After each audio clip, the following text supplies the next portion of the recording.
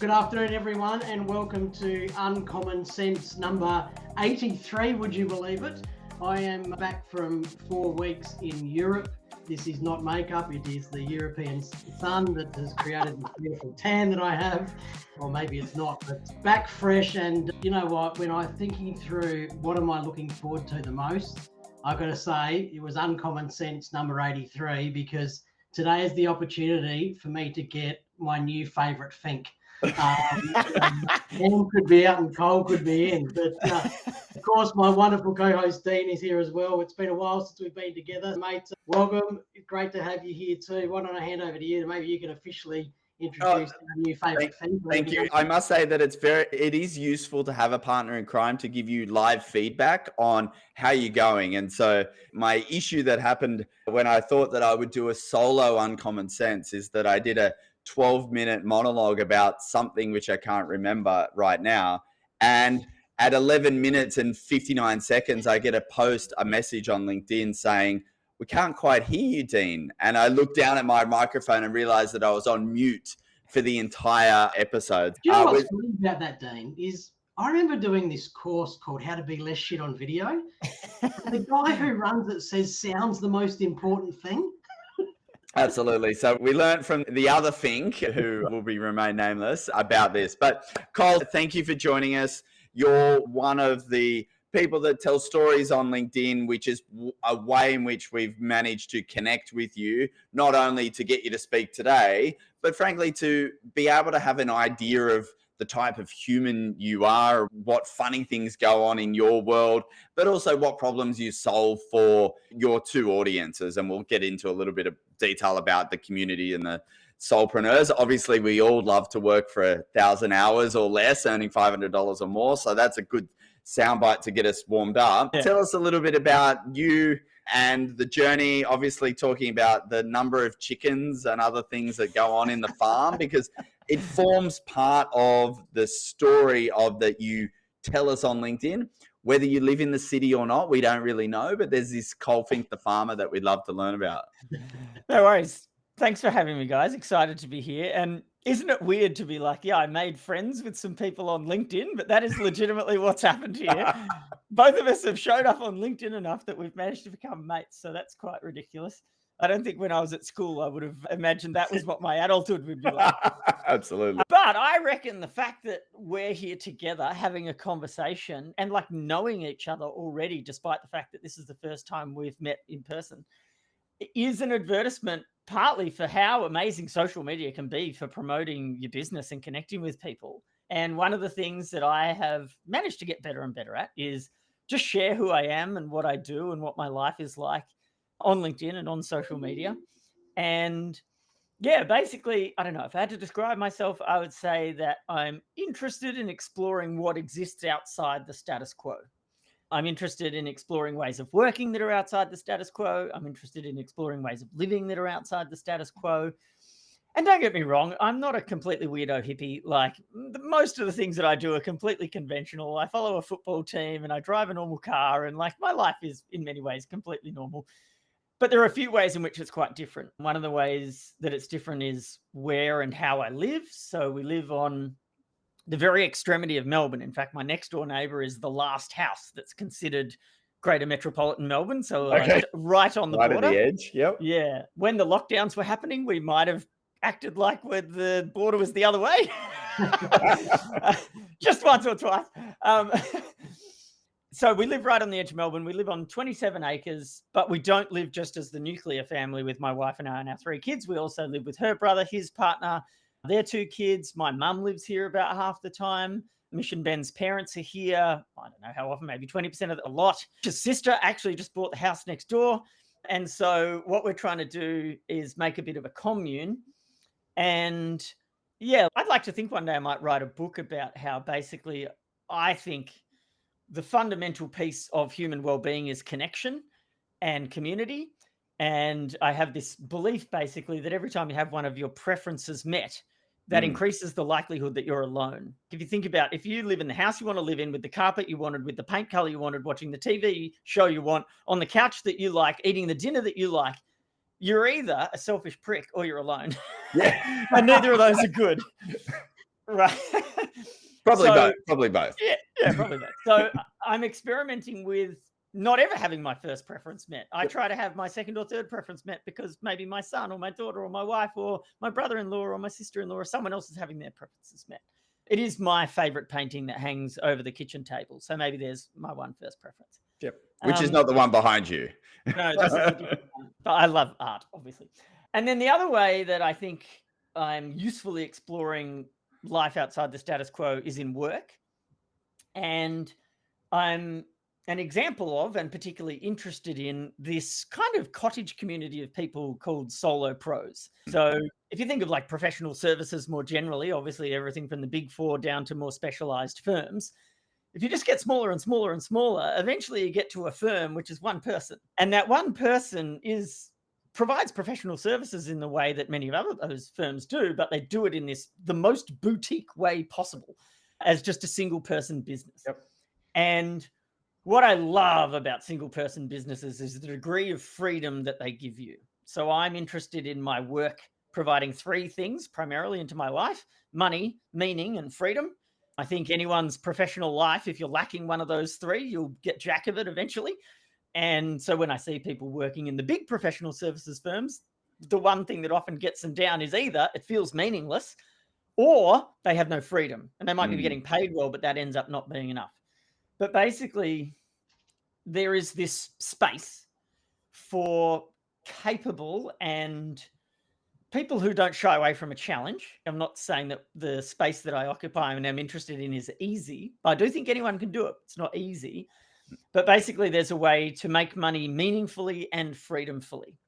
And it's by running a one-person business with a little bit of support, doubling down on everything that makes you special or unique or whatever, like designing the business unashamedly around you and your characteristics and preferences, and doing it differently to anyone else because no one else is quite like you. And you might do that thing like that person, but you'll do this thing differently. And I know you can work 1,000 hours a year at an average of $500 an hour. So you do the maths. My goal is a $500,000 a year business, basically. That's profit, by the way. And if you do the maths on 1,000 hours a year, it's 20 to 25 hours a week, 10 months of the year. Yep. Freedom is one of my highest personal values, and designing a business that affords a lot of freedom, I reckon, is one of the main carrots, one of the main reasons to be a solo pro. If you want to be a billionaire, obviously go start a tech startup or do something else. But if you want to be free, I reckon this is the go.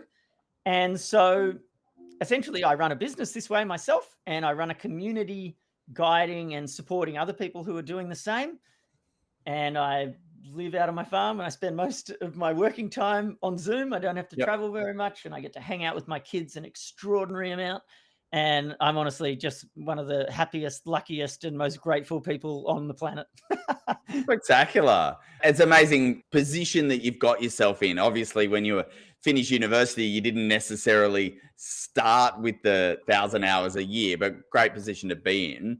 One of the things about financial advisors is this concept, Cole, that they want to pretend that they're in an ivory tower, that they need to be this suit and professional, and they're dealing with clients' money, so therefore they have to have all these things in order to hint to the client that they're really good at their job and they're really professional.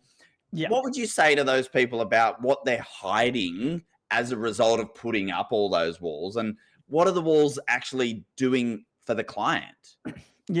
So that, I reckon this is so important, and I think I held myself back for at least, I don't know, nearing a decade. I reckon I slowed my own progress by acting professional. And it's interesting, right? Because the book that I've almost finished writing is called The Solo Pro, and the community that I run is called the Solo Program. It's about being professional. And yet I reckon professionalism has this real yin yang quality, this real light and shade, where there are aspects of it that are super important and absolutely critical. And if we don't perceive you as a professional, then we simply won't risk working with you or investing our money through your advice or whatever. And also, professionalism did this weird thing where it turned us all into boring, robotic, beige, like uninteresting, and honestly, in some ways, untrustworthy people. The trust is the key, I reckon, for your peeps. Yep. What you want from a financial advisor is like to trust them deeply. You want to trust their professional and like the guidance that they're offering. You want to trust that they know what they're talking about, that they know what they mean when they're saying that you should put money here or here, or that you should divide it up this way. And we also need to know that we trust them as a person. And the thing about professionalism is that it hides who you are as a person. It completely shields your personality because it hides it behind this veneer of professionalism. It hides it behind the same color suit that everyone else wears. It hides it behind the same gray BMW that everyone else drives. Like it's just this thing where you're like, I'm supposed to look this way. And what that actually does is prevent people from truly meeting you and understanding who you are and making a discernment, a judgment as to whether they resonate with you and trust you. And about maybe 5 or 6 years ago, I just said, screw it. I'm just going to actually show my life. I'm going to show the fact that I walk out of my office 40 meters that way and I'm in a paddock, and that there are sheep and alpacas and 80 geese and 200 ducks and 150 chickens. And I try to keep the roosters away because people don't want to hear mid podcast. But like, this is actually my life. And I'm actually quite a messy person. I'm very comfortable to exist in chaos. And I used to try and hide all that because that didn't feel professional. And then I was like, screw it. I want to show people what I'm doing. So as you watch lots of my videos, I just walk around my property and that I've got an excavator here and a bobcat there and a random half-finished thing over there. And what I've noticed is that doesn't appeal to everybody, but it deeply appeals to the people who resonate with me. And I think of a successful professional, I reckon you want to think about your marketing as being magnetic, right? So like magnetic, the metaphor is pretty obvious. You want to attract people to you. Well, the thing about magnets is they are exactly as repellent as they are attractive. You don't get magnets that only attract. They attract the opposite pole, but they force away. If you're a north, you attract the south, but you repel the north with the same veracity and force that you attract the south. And what I reckon we want to do, and what I reckon a lot of financial advisors could benefit from, because honestly, there aren't many in your space that inspire me greatly. What I reckon we could benefit from is realizing that if you want to be as magnetic as possible, which is to say to attract people to you as effectively as possible, you got to have the courage to be repellent. You got to have the courage to go, you know what? I'm not trying to attract everyone. I'm just trying to attract my little tribe. Like how many clients can a financial advisor genuinely look after? Like a thriving practice, how many people are you advising anyway? Let's say the number's 150. That's probably not surprising, actually, because of Dunbar's number. Yes, so we can talk about that later if you like. Yep. So let's say it's 150. There are like 27 million people in Australia. You can afford to repel a metric shit ton of people. It doesn't matter.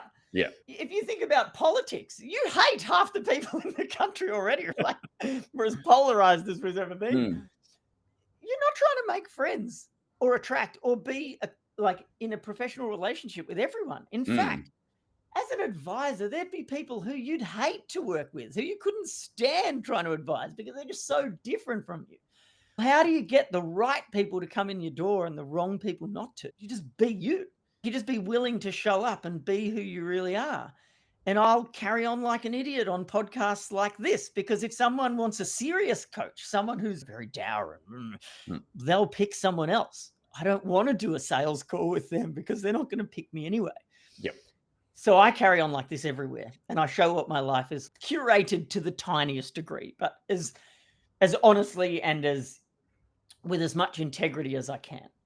And what I noticed that has done for me is, number one, meant that I just get more opportunities. More people knock on my door and say, hey, what you're doing looks interesting. Can I find out about it? And not only that, when I do, if I have a sales call for someone considering joining my program, they have 99% bought the thing before we even start talking. Yeah. I know who I am. They know that they trust me. They know that we're going to get along like a house on fire.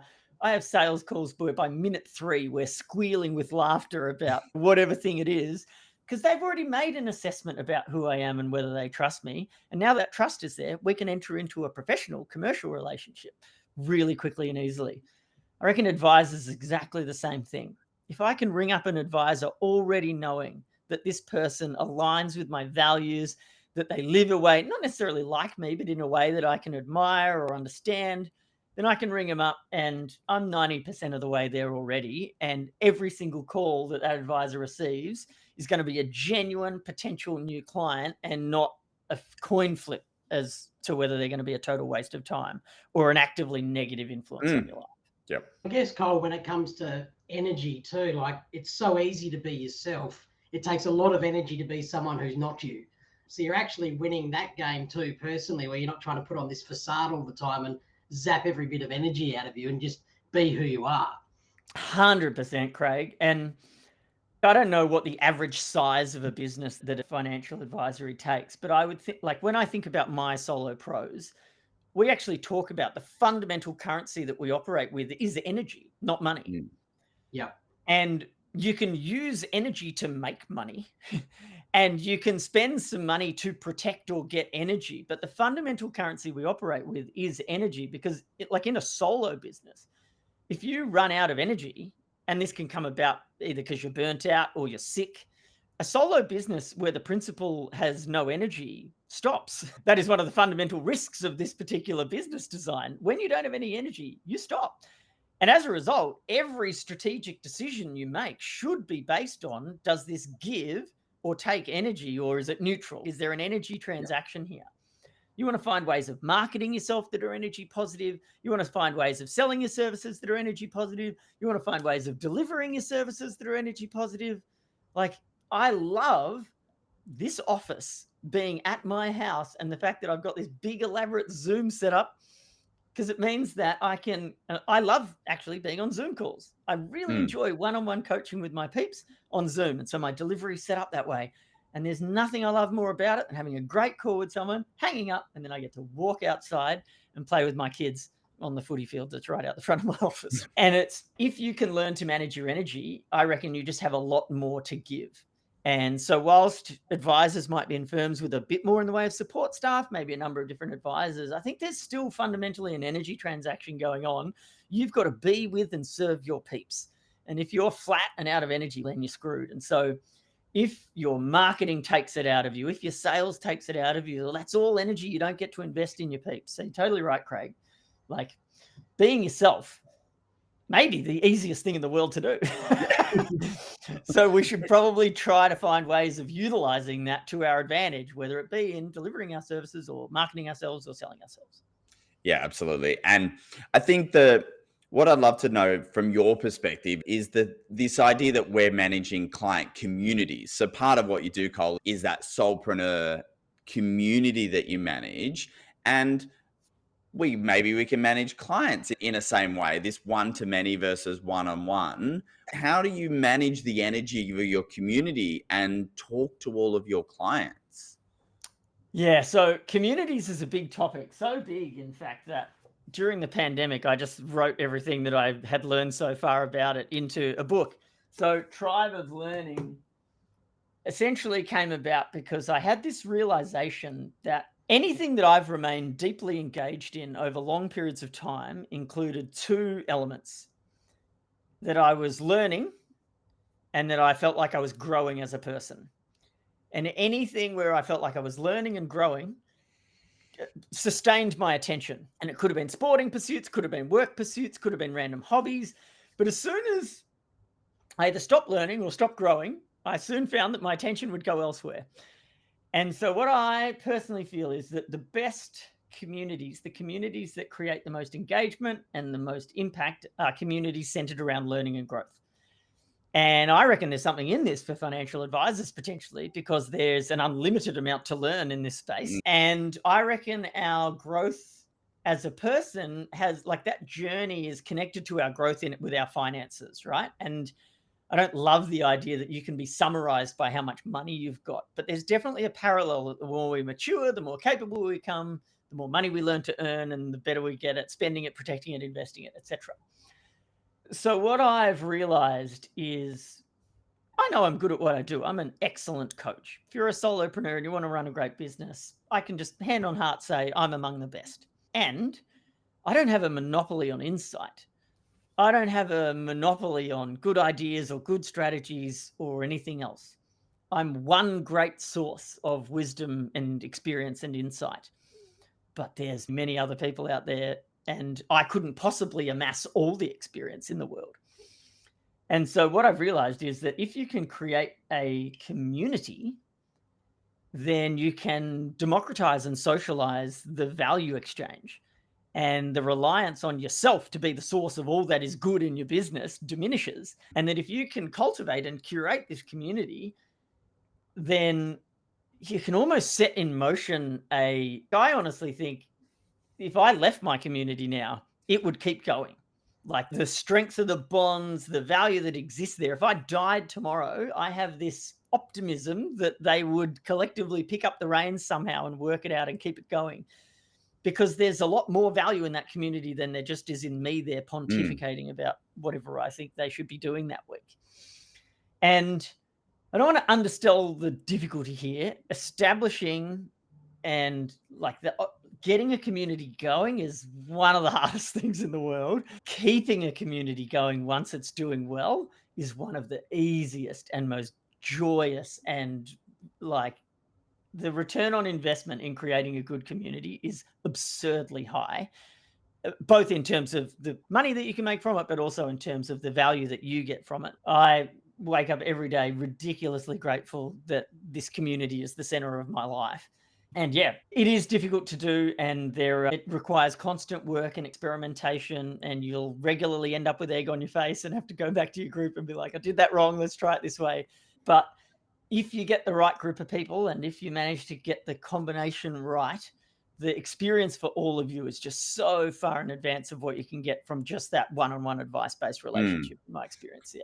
And do you think you can still do 150? Go back to Dunbar's number. Is that you can manage a community with all of your clients, or are we putting them into different buckets? Yeah, that's a great question. So Dunbar's number, just in case anyone listening doesn't know what it is, the idea is, and I assume there was a dude called Dunbar who worked it out, did the anthropological research.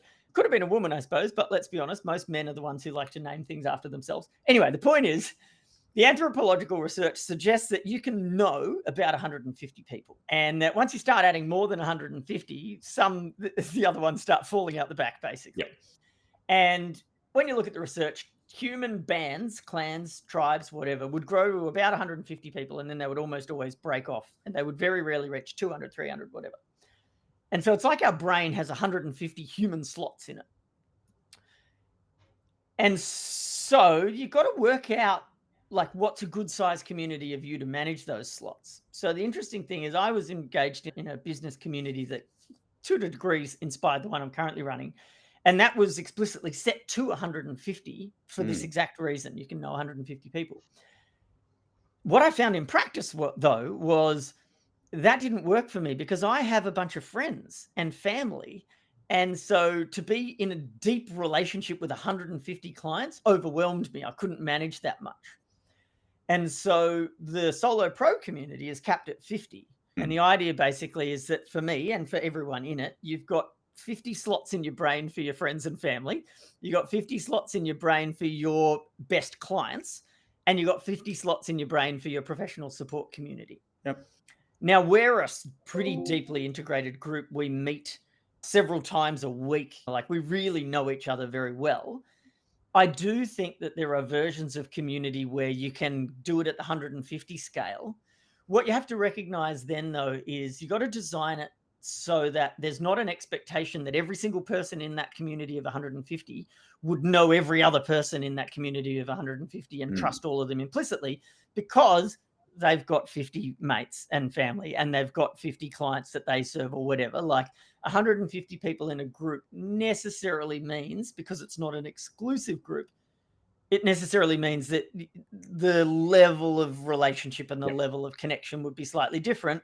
But I think in the context that you're describing it, where you might have a community of the clients of an advisor, they only need to know each other and trust each other enough to be talking about financial affairs and how they're what they're learning and what they're observing and blah, blah, blah. They're not trying to deeply integrate every aspect of their lives. And so I think the key to that scale working would be the trust and belief that everyone has in that advisor leading that community as a leader. And that everyone would need to feel confident that the leader was thoroughly or appropriately vetting and selecting the people that were allowed in. We would essentially, because we can't know everyone, we'd be exporting trust onto you, the advisor, the leader of that community, to be like, you're actively choosing people and not just letting in any Tom, Dick, or Harry.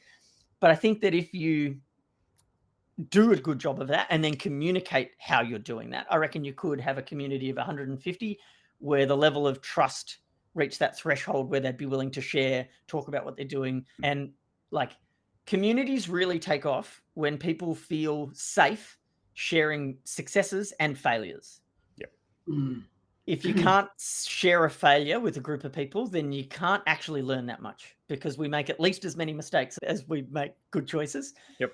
And if you don't feel safe sharing your successes, then that's difficult too, because you want to be in a place where rising tides lift all boats, right? That's one of the reasons to be in a community. This is the tall poppies syndrome cuts that away most of the time.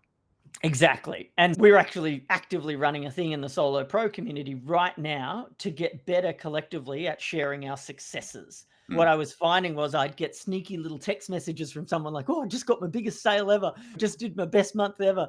I landed that big deal or whatever. And I'm like, share that. Tell everybody.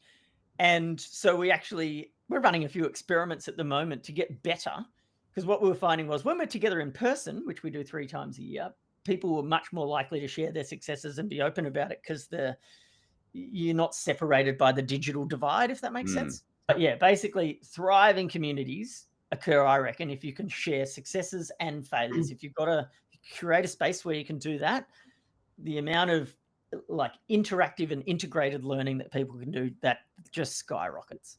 Oh, I think that's a really interesting point. Like, it's almost, I don't know if you feel this, but it's almost like the world shifted so much that everyone's comfortable now talking about failures, but they forget. Like I said the other day in a meeting, we've forgotten to celebrate wins. 100%.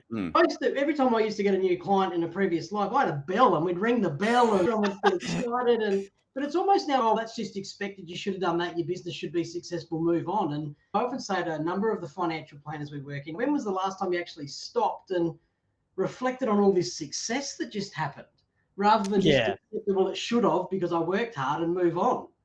Yeah, I reckon, Craig, there's an aspect of Australia/New Zealand, this little corner of the world. There's an aspect of our culture which is really unhelpful around success.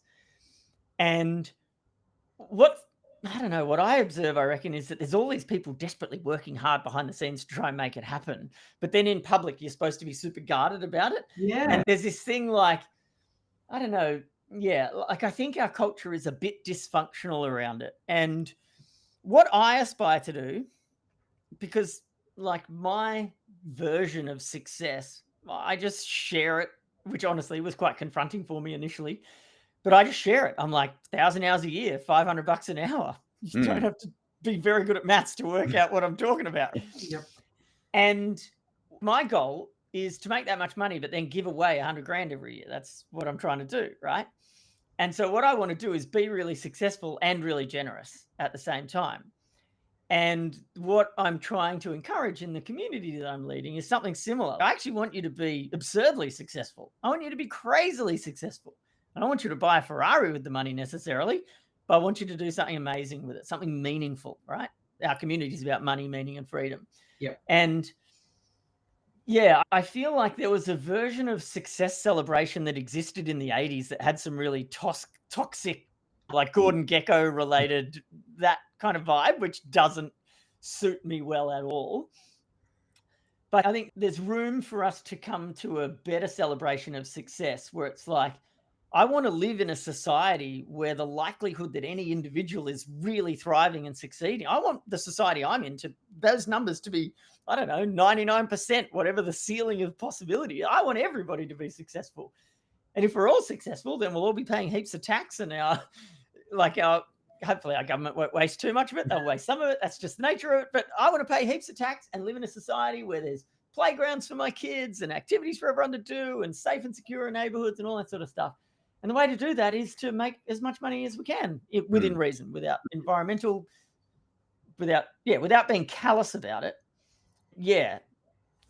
At the moment, we're very guarded around success, and that we talk about it in strange and unhelpful ways. And I think communities are a place where you can reframe it, because within a community, people can feel the safety and comfort that they're not exposing everything to the whole world. They've chosen these 30 people, 50 people, even 150 people, and they can share it in that space. And what I notice now is there's a bunch of people, both in the community that I'm running and who I've been in communities with over time, who I'll get a text message once a week from one of, 50 to 100 different people who are just like, Col, I just wanted to let you know that this amazing thing happened and you're someone I feel safe essentially bragging to. And I'm like, hell yes, I love that. I love being the person that people are willing to brag to, because I just want to tell you you're doing awesome and go again. And it's hard. It's been hard work to get to that point, to trust someone to be able to do that, because you've got to build the trust. Otherwise, the fear is that they'll hit you the other way and knock you down back on that level. It doesn't help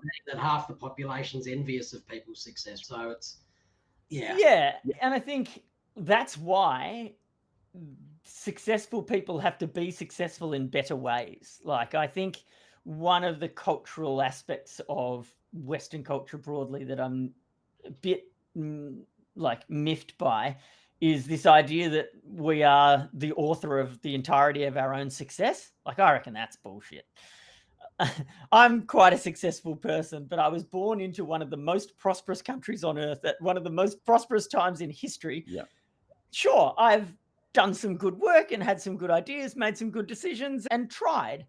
And by the same token, there are people who are much smarter than me, who've worked much harder than I have, who were born into circumstances less fortunate than mine, and they've got nowhere near the amount of progress that I have. And like, Craig, one of the reasons I think envy is like a word that crops up is because the people who are lucky enough to be ahead of the curve success-wise aren't doing a great job collectively at being generous with it or at sharing the spoils of it. And yeah, I think there's work to be done culturally.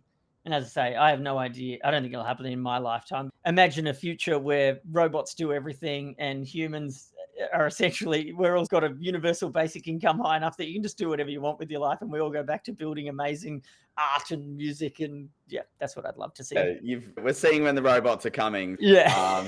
Mate, will you let the robots clean up the farm, or is that would then change the way you feel about the farm, Col? Yeah, no, I think a bit worried. You know that thing they say before enlightenment, chop wood, carry water. After enlightenment, chop wood, carry water. Yeah. Yeah, like I live on a farm, and I actually just the other day, about a week ago, was my wood collecting day, and I have this. Our place has enough trees falling over on it that we make enough wood to keep ourselves warm indefinitely. And yeah, I just spent an entire day with a chainsaw and a wood splitter and a bobcat moving 8 tons of wood around. And now that we're sorted for the rest of winter, and sure, there could be a robot that does that, but then I'd be placid and sedentary and probably fat. So yeah, I wouldn't like that either. So Col, tell us a little bit about the work you do with the other Fink, Cam. I'm sure that he's stalking online and watching this as we speak. Who's the older of the two? Who's the better looking? And what's the connection that you two started creating the stories together? So yeah, Cam and I, he's 4 years older than me, but right throughout our 20s and 30s, everyone thought that I was older because of the way we acted. It's probably still consistent. Yeah. I transitioned into a slightly more mature appearing life before Cam did. And so everyone assumed I was the older brother. I also went bald first, which I'm still bitter about. I've got to be honest. Craig, I'm sitting here pretty jealous of your thing going on there. I used to do that too, you prick. So Cam's the older brother, but I'm mum's favorite. So I think we all know who's winning there. Basically, Cam and I we do have one more brother, Mike, but he doesn't even have a LinkedIn profile. So probably no one watching this has ever or will ever come into contact with him. Cam and I have had, so many different creative pursuits that we have shared over the years. We brothers of the sort that do the whole finish each other's sentences, tell the same jokes. When we used to live at home with mum, if you rang the house phone, the landline, and one of us picked it up, nobody knew which of us that it was because we sounded exactly the same, Yep. including Mum. You could just Yep. pretend to be, I could pretend to be Cam, he could pretend to be me. But we played music together when we were kids. I played the drums, he played guitar. We've spent tens of thousands of hours playing together. We've been in bands. We've played, I don't know, several hundred shows, maybe 500 shows, I don't know, at pubs around Melbourne. And then my interest led me to become a business coach. And his interests led to him to go through a bit of a process where he was first a graphic designer, then designing websites. And he got really interested in video. And to the point now where he's like a full-on director who's directed a feature-length film, that's been at film festivals and stuff like that. And there's this interesting overlap in our worlds where, as everyone now knows, I'm a business coach for solo professionals. And one of the things that can massively impact and help you to market, promote yourself, to establish trust and credibility is the use of video. Like, the internet has made video an incredibly powerful medium. And Cam has a genius for it, which honestly is not limited to the which camera should you buy and what should the settings be. In fact, I would say as far as videographers go, he's only kind of average at that side of it, but he's an absolute genius at understanding how people show up on video and how to encourage them to show up on video. And as a result, our worlds kind of overlap, where a lot of my clients need his help. And in fact, the people who he helps, a lot of them become my clients. And then he now lives in New Zealand with Alicia. And I now have 3 kids, which means, and I live on a farm miles out of the city and rarely leave the place. And so it meant that there was a period where we weren't able to get together that much. And then Cam, and I really am grateful for this, he just made a decision that he was going to make a bunch of effort to spend time with me and with my kids and my family. And so every time he comes to Melbourne, he comes out to Belgrave where we live, and we set up and film the Think Tank, which is just our video podcast, somewhat like this. And we sit next to my lake and we just talk shit. And our strategy is so straightforward and simple, it's ridiculous. Throughout your life, things happen, and both of us are now just in the habit where if something interesting or some idea sparks, we just make a little note in our phone that we could do a Think Tank episode about this. And then the rules are you're not allowed to tell the other one what that episode is until you start recording it. So every single episode of our podcast that you've seen, as the one of us is introducing the idea, you're seeing the other person hear it for the first time. We don't. Cam says there's no pre-preparation. Good. Yeah, Cam says never let the fizz out of the bottle. Because if an idea is going to spark, you're going to pop the cork and it's going to be amazing. But we want to see that happen. That's the power of video, is when you see real human energy, real human reactions. And yeah, it's been unbelievably effective. It's been an incredibly useful tool. And as I say, Cam puts in by far more effort than I do, and I'm super grateful. But it's meant that our relationship as brothers has been really rekindled because we have this project that we're both involved in that keeps us together. It's marketed both of our businesses unbelievably effectively, because what better way to show who we really are than to riff with the other person who knows us best? Like nobody knows Cam like I know him, and nobody knows me like Cam does. And as a result, like, we can just pull out random stuff that makes us both laugh, engenders trust. And I think, and the best part about it for me is Cam, being the videographer, he carries all the gear, he sets it all up, he does all the recording, and then he edits it all. Then he edits it as well. It's a lot of hard work. Yeah, absolutely. That's why we do this live, so there's no editing afterwards. Intelligent decisions, seriously. And like you were talking about before, Craig, in terms of protecting your energy, this is nice. I bet you guys are having a reasonably good time, and at the end you'll be quite energetic. If you had to go back and edit for 4 hours, not for me. Not for me, absolutely. So like my contribution to the Think Tank is incredibly low effort compared to what Cam does, but the effect has been absolutely gigantic. And I'll often now, I jump on a sales call with someone and I'll be like, what's the connection? I'm grateful that you've appeared in my calendar. What's the connection? And for some it'll be, I knew this person who knew that person. But honestly, a third of the people who express genuine interest in wanting to work with me, a third of them say, I watched an episode of the Think Tank and then I watched 10 more and then I blah, blah, blah. And now I'm here on a call with you. And so as a process for making who I am known. It's been crazy effective. And we've had a great time doing it. Like, it's made amazing. the relationship I have with my brother way better. I bet you guys have a great friendship as well, because this is one of the things that you get to do together. Yeah, absolutely. Yeah. And we live in different states to our flight away, but yeah, we come together every once a week or once a fortnight to do this. And as Craig said, I agree that it's one of the things that we look forward to in our calendars because it creates energy. Yeah. And in fact, we did a day together where we did this in a podcast studio, and it's probably one of the best days I've ever had in my life. We're just fun, we're both there bouncing off each other. And like I sit back and watch the Think Tank. You could actually not even listen to it, but watch it. And just when you two are laughing and having fun, like, it's very infectious. Yeah. Ray, how's this, Craig? This is so insane. I can't remember who it was. I'd love to give credit, but the reference I've lost. But a university group did a study on essentially trustworthiness. And the way that they did it was they used, I think it was 3 or 5 TED Talks. And basically what they did was they had a control audience and a test audience. And the control audience watched these 3 TED Talks, or these 5 TED Talks.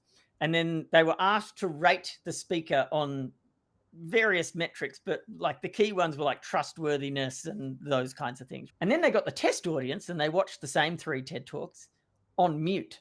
So you don't actually know what they're even talking about. But the people who the control audience rated as the most knowledgeable, the most trustworthy, were the exact same people that the test audience, who didn't hear a single word and have no idea what they were talking about, they rated the exact same people as knowledgeable and trustworthy. And so to turn this back to that idea of we want to be magnetic and attract the right people, I reckon, Craig, the reason you can actually watch us on mute and still find it enjoyable is because we have some amount of kindred spiritness going on, right? Like, you and I are meeting for the first time, but I bet if we were just to head down to the pub after this, we'd have a great chat and we'd get along great, right? Yeah. And the reason is you can watch me on mute and something in the weird intricacies of the way humans communicate, you see something there that you goes, yeah, that's the person that I trust. And I bet I could watch this podcast on mute and see you and go, yeah, he's a good guy. Now I am knowing that I'm not going to delete my last week's episode that was on mute the whole time. The most trust you've ever built. It's the most trusty video on LinkedIn. Maybe you should set, you know how sometimes you land on someone's website and they have a silent movie in the background? Yeah. You could just have that. Yeah, there you go. You don't have the audio anyway, so why not use it? Very good. All right, Cole, I think we've come to the end for today. Obviously, this can be a standard session, and it has been, but we sincerely appreciate your time and insights today.